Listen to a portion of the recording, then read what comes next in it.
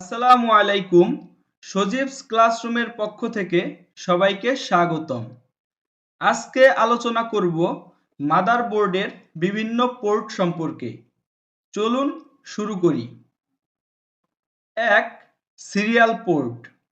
যখন আপনার কাজের সুবিধার জন্য অতিরিক্ত কোনো মডেম বা মাউস ব্যবহার করতে চাইবেন, তখন আপনাকে এই সিরিয়াল পোর্টটি ব্যবহার করতে হবে।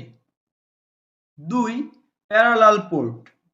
স্ক্যানার এবং প্রিন্টারকে কানেক্ট করার জন্য প্যারালাল পোর্ট ব্যবহার করা হয়ে থাকে। ৩. USB port. একটি কম্পিউটারকে সঠিকভাবে পরিচালনা করার জন্য অনেকগুলো ডিভাইসের দরকার হয়ে থাকে, যেমন মাউস, কিবোর্ড ইত্যাদি। তো এই ধরনের ডিভাইসগুলোকে প্রবেশ করানোর জন্য ব্যবহার করা হয় ইউএসবি পোর্ট।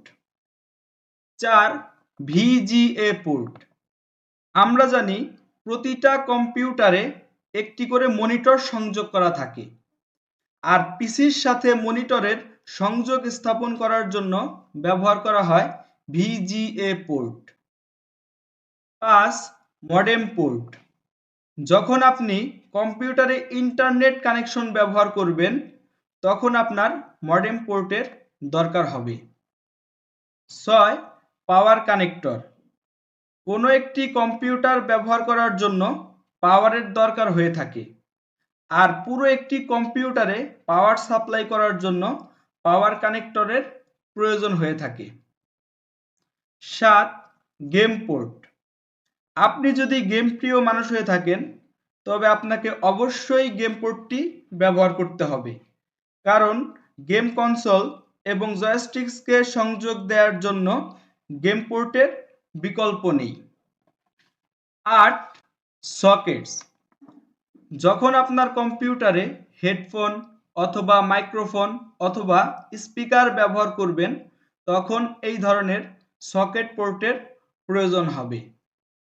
৯. DVI port.